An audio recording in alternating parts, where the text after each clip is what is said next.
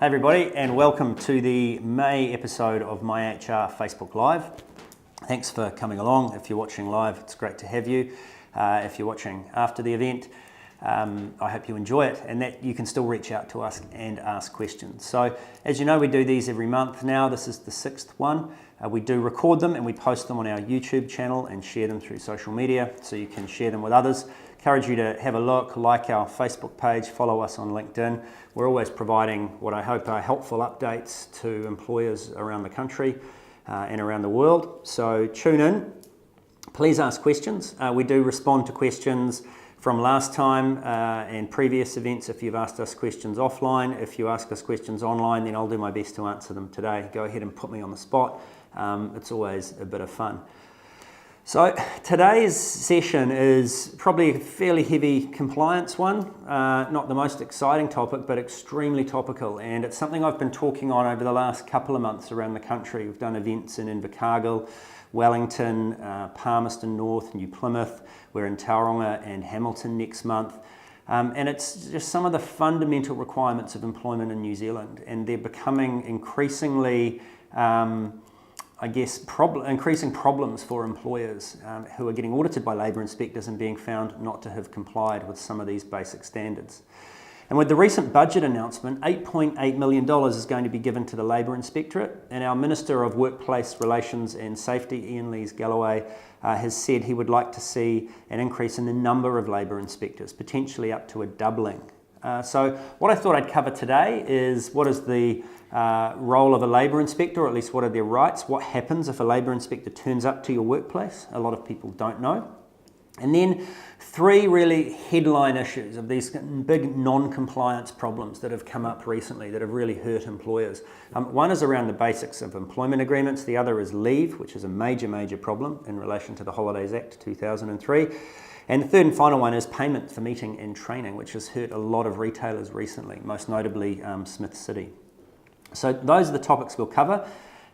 Please ask questions about these, because what I've found as I've gone around the country, there's a lot of misunderstanding around some of these basic entitlements, and people are really not sure how these laws may or may not apply. So let's start with the labour inspectors. What can a labour inspector do? Well, a labour inspector can turn up to your workplace and you have to allow them access. They will have ID and they will have a warrant. And the ones that I've met, they're pretty good people. They also wear a white shirt with a little ministry logo on it, so they're often pretty easy to identify. But if you doubt that they are who they say they are, you can ask to see the warrant. They're allowed to bring other people with them, like police, if they feel they need to. They can interview anyone in your workplace. And they can ask to see and take copies of wages, time records, holiday leave records, other employment documents, and any other document that they think may be relevant to the employment legislation that they are responsible for enforcing. And this is really important. As an employer, you have to provide it to them right away. You can't ask them to come back. You can't say, look, you'll get it. It's in a box out the back. You must provide it, straight away. If you don't, the labour inspector can penalise you for that. Obviously, if they're not on site, you need to engage in a discussion with the labour inspector about where they are and how long it might take you to get there. But be very careful about non-compliance in that area. Labour inspectors can question you, employers, about anything that they want to in relation to their employment investigation. So it has to relate to employment law. Now, as an employer, you don't have to reply in a way if it relates to something that may incriminate you, but be careful, because you can't choose not to reply on the basis that you think you might get in trouble. So you don't sort of have this ultimate right of silence. You do have to participate in the investigation. If a labour inspector gathers any information, just so you're aware, they are covered by the same requirements of the Privacy Act as anybody. They can't share that information with anybody else other than for the purpose of their investigation. So that's what a labour inspector can do. If one arrives, that's how you go about it. Remember, they're people. Treat them with respect, a bit of dignity. It certainly goes a long way. The labour inspectors that I've met are all generally good people trying hard to do what is quite a difficult job. So that's the labour inspector's role. And what I wanted to cover today, I guess in the headline of this advertised session on Facebook Live, was about, are you ready for if a labour inspector turns up? And now they can look at a lot of things, but 3 things really stand out. And the first one in particular, I think, is a major issue for New Zealand employers. And my sense of this is that the Labour Inspectorate are just a bit frustrated that they continually see this issue. And that is the issue of the signed employment agreement. So I think I've covered this in a previous Facebook Live, but it is the law in New Zealand, to get really back to basics, it is the law here to have a signed written employment agreement for every employee, no matter when they started, right? That's the deal. You can be levied a $20,000 fine if you don't have that. That has been the law since the Employment Relations Act came into force on the 2nd of October 2000. So that's nearly 18 years of this requirement. And so, let's not politicise this issue. I don't think this is a Labour or national issue. The national government equally were increasing enforcement measures with the Labour Inspectorate. They made significant changes to employment law to tighten these areas up. I think this is 18 years of a law that's been in place and a repeated failure of Kiwi employers to pick this stuff up. You must have a signed written employment agreement. It is the fundamental, it's the absolute starting point. They've even made it easy by giving them away for free. You can go to the Ministry of Business, Innovation and Employment's website and you can build an employment agreement, and it costs you nothing other than your time. Or you can engage a multitude of professionals to help you do this. Quiet plug here, I think MyHR does this better than anyone else, but give me a call and we can have a look at what your needs might be. But the point being, there are an enormous amount of opportunities to get a written employment agreement, and really no excuse not to have one in place. When you issue an employment agreement, employees are allowed to seek advice, they can ask questions, they can negotiate for better terms. You don't have to agree to those better terms, but you at least have to engage in good faith, So that is, listen to what they have to say, consider it, and then provide a response. Once the agreement is reached and the employment agreement is signed, the employer must keep the copy. The employee has no obligation to do that. They may have a copy, take it home, feed it to the dog, chuck it in the bin, use it as kindling in the fire, doesn't matter. Employees do not have to hold on to these documents, employers do. And that's obviously where electronic documents just make so much sense. Sign them online, store them online in an employee self-serve folder. The employees can see them and you have access to them securely and permanently. It makes a lot of sense. It also makes the Labour Inspector's job a lot easier because they're easy to locate. Employment agreements have some mandatory clauses under New Zealand legislation. And there aren't actually that many of them. It is the names of the employer and the employee, a description of the work you're going to do, an indication of the place of work, the agreed hours, the wage rate or salary, and how it will be paid, a plain explanation of how to resolve employment relations problems, and an employment protection provision. And then if it's a fixed term agreement, the nature or the reason why the fixed term agreement is in place. So, pretty simple. I obviously recommend that you have a lot more than that. It's better to have an employment agreement that covers other aspects of the employment relationship. It does make things a lot easier. But at its most basic, that list of whatever it was, eight or so points is all you need. So you can probably understand the frustration of a Labour Inspectorate that is auditing Kiwi workplaces and finding that these agreements aren't even in place. At their most basic, they will fit on one page. So I think that's the backdrop for this piece. And I know a lot of you out there have this, certainly everybody that we look after and most employers that I engage with, but there are still an alarming number who don't. One of the questions I get as I travel around the country is, what if the person refuses to sign? And there's two scenarios there. The first one is, if the person has refused to sign before starting work, don't let them start. It's an absolute requirement of their first day of work. They must present a signed employment agreement to you, otherwise they can't commence. So that one's pretty straightforward. Getting the job is contingent upon them signing the agreement. When you're issuing a new agreement to somebody who's perhaps been employed by you for many, many years and has never had one, or you may have lost the old one that they signed in 2007 or 1981 or whenever it was, there is a negotiation process around that. Some employees will refuse to sign. What you've got to remember is the good faith obligations in the employment relationship go both ways. So it's not all one way. It's not just the employer that has to behave in good faith. The employee does too. So by that I mean a person can't just say no because they don't feel like it or they don't want to or they feel like it's unnecessary paperwork. They have to provide you a good reason as to why, and then you have to consider that reason and provide a response. So If they refuse to sign because the new agreement you've produced them pays them less money or reduces their holidays entitlement, well, probably fair enough. They're not going to want to sign, and they're going to want to raise that with you. You're not getting them to sign a new agreement to reduce their terms, right? You're getting them to sign a new agreement so they are compliant with the law. But if you've mirrored all of their terms and you've engaged them in good faith and they are not disadvantaged, they need to sign the agreement. And if they cannot provide a good reason why, and you've gone as far as you can to get them to sign, you can simply apply that agreement. So we encourage to write a letter. It says the terms of employment reflected in this employment agreement are the terms of employment that are covered by you. We note your refusal to sign and you've provided no reason for that. So it's a bit heavy-handed, but it rounds that process out, and it's the next best thing after a signature on the page. So you can push and you can compel, provided you're not forcing terms onto somebody that disadvantages them or substantially changes their terms of employment.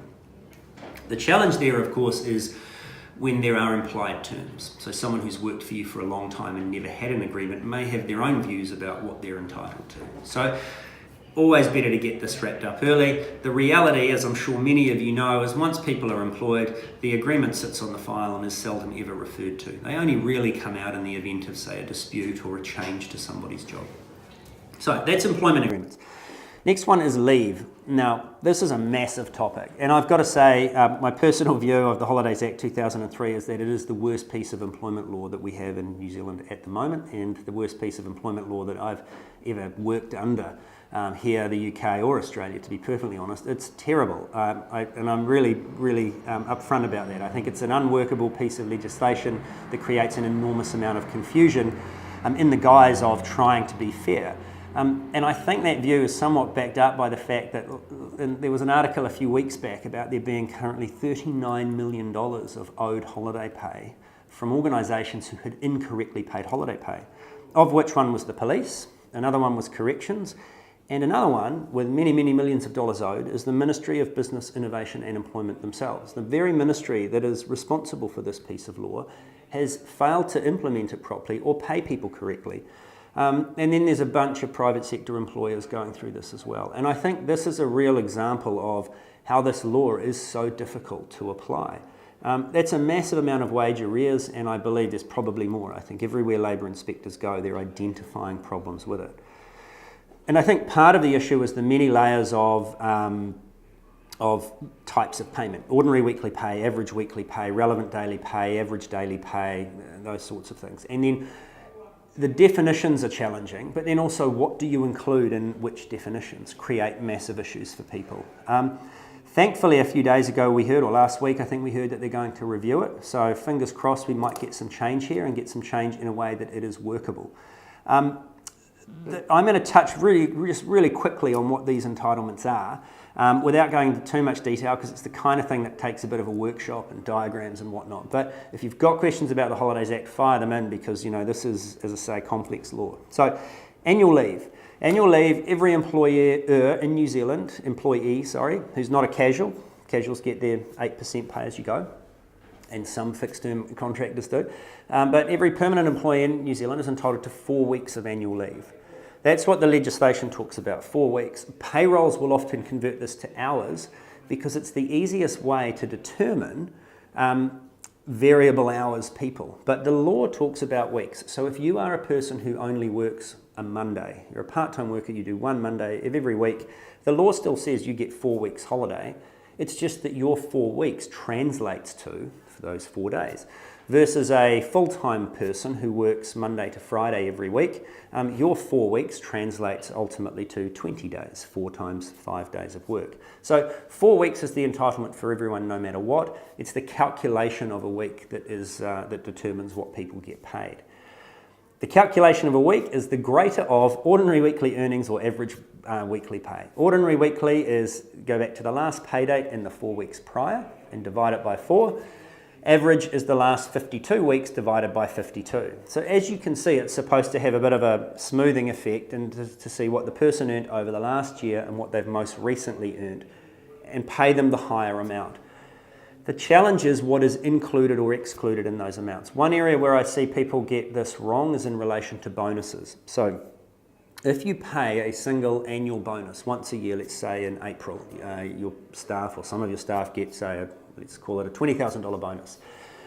That bonus is included in the average weekly calculation, but not in the ordinary calculation. And the reason for that is if you include it in the last 4 weeks, it massively inflates the amount of earnings. So somebody that earns, say, 50 grand a year and then gets a 20 grand bonus, their average earnings for the year are calculated at 70K divided by 52. So you can see the logic in that it makes some sense. But then there are certain allowances and other bonuses and things that are not included in one but are included in the other. Really look hard at the payments you make to people and figure out what's in and what's out. Discretionary bonuses is probably the area of most challenge for employers. A bonus is not discretionary just because the employment agreement says it is, and that's where I think a lot of people get in trouble. So they have a clause in the agreement that says the employee is entitled to a monthly commission subject to their sales performance or as a percentage of gross profit or whatever it is. The bonuses will be paid at the sole discretion of the employer and may be changed at any time, or a clause like that. And on the basis of that clause, employers are going, well, it's discretionary. But it's a monthly commission, it's paid every month, and it has been, for example, for the last 2 or 3 years. There's nothing discretionary about that bonus. That should be included in the ordinary weekly pay calculation for annual leave. Discretionary bonuses are genuinely discretionary. They're not in writing anywhere, and they're completely random, really, in terms of how they might be applied. So a company has a great year, the boss is super excited, everyone gets a $500 Christmas bonus. Never paid it before, may never pay it again, there's certainly no policy about it, it's not in anyone's agreement, there it is. Next year, might have another great year, the boss may buy everybody a Christmas turkey and a bottle of champagne. And then the next year, there may be no other payments again. You know, this is what discretionary is. They are out of the blue, completely ad hoc type bonuses. So that's holiday pay in an easy summary, I guess. The next one is, what the acronym is BAPS, Bereavement Leave, Alternative Holidays, Public Holidays and Sick Leave. So these are calculated on the basis of relevant daily pay, so what you would have earned had you worked. Sick leave is an interesting one. Sick leave is not prorated. This is one area I see mistakes. So what that means is, if we go back to my earlier example, you got a person who only works on Monday, that's 1 day a week, they are still entitled to 5 days of sick leave a year. So their 5-day entitlement effectively gives them 5 weeks off because they only work on a Monday. But that's how it works.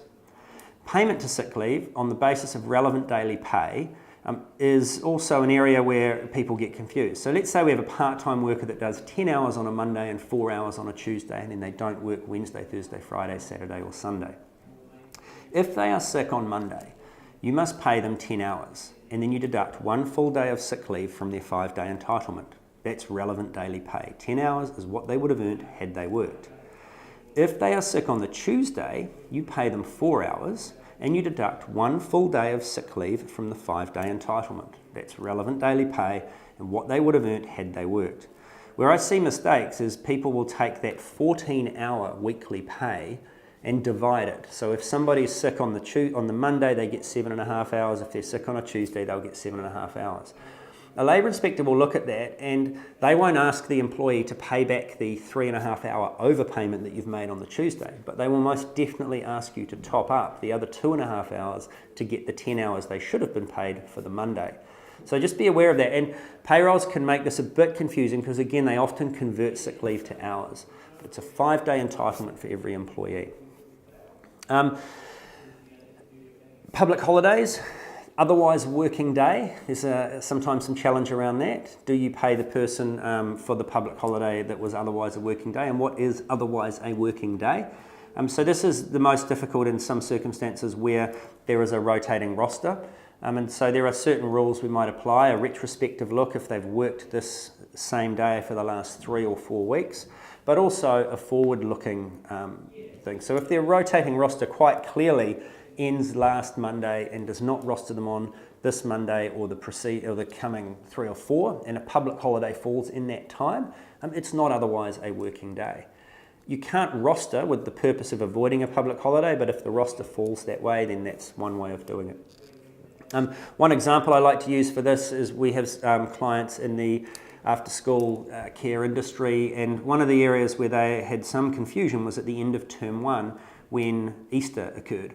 And Good Friday They were unsure about whether that was determined to be otherwise a working day because term 1 ended on the Thursday. Good Friday in that industry is otherwise a working day because were it not for Good Friday, the school would have been opened. That was evidenced this year when Easter didn't fall at the end of term 1. Easter Monday, however, is not otherwise a working day for many of these people because they don't open in the school holidays. So you can see how there is variability applied to these rules. Now, that's a really high-level touch on the Holidays Act. It's complex law and we're hoping we're going to get some change on it. But I hope I've given you some tips around some of the common problems that I see arising. Fundamentally, if you've got concerns about the way you're doing it, get some advice and support because you don't want to be caught with a massive wage arrears bill. Last one is in and around payments for meetings and training. As Smith City recently found out, we all saw in the news, they've been pinged with a big back payment for requiring employees to attend meetings and not paying them for it. My advice to you as employers and to our clients around this is really pretty straightforward. If you are requiring someone to do anything as part of work, it's generally then paid time, or always I would say paid time. So training and meetings during work hours, obviously, it's work hours, you're at work, you get paid your normal salary. Training or meetings outside of work hours, you should pay for if you are requiring people to attend. Voluntary things are not paid for. So the work Christmas party, you put it on, you invite people, they can choose to come or not. You don't have to pay them for attending. Some types of trading. So an example I used with a client recently was, say you have an accounts administrator who decides that they want to be a chartered accountant. They identify a course and they go and do it. You decide that there's some benefit to the company as well, and because you're a good employer, you agree to pay half the course costs or maybe all of the course costs. That's great, but attending those classes outside of work are not paid work time. It's voluntary training undertaken by the employee as a benefit for them. So you don't necessarily have to pay for that sort of thing. But if it's a compliance training and you require them to attend, say, on a Thursday night for an hour, you're going to have to pay for that. Meetings are the same. A clause I used to see in retail employment agreements was a requirement for people to turn up to work 15 minutes before their shift, so they were dressed and ready to be on the shop floor at the start of their shift. If you're not paying for those 15 minutes, you can't require the employee to do that. You can absolutely require that your people are on the shop floor ready to serve at 9 o'clock. That's their contractual obligation. But if they are able to arrive at work ready to go and walk straight onto the shop floor, they don't have to arrive early. If they need to ride a bike or a motorbike to work and they need to then get changed and do their hair, it would be prudent for them to arrive 10 or 15 minutes early. But they must meet their obligation to be available for paid work and paid in the hours that you've specified in the contract. But requiring someone to turn up early and not paying for them, that's going to get you in some trouble. So there it is, high speed, heavy compliance stuff. It's really important. It's not the most exciting side of HR, I get that, but you've got to get this stuff right. And with an increase in labour inspectors and a massive increase in their funding, you can expect, I believe, more audits over the next 2 to 3 years and ongoing. So please make sure you're ready. It's pretty critical, and ask us questions. We will always get back to you by the next one. So thanks for attending, and catch you soon. Bye-bye.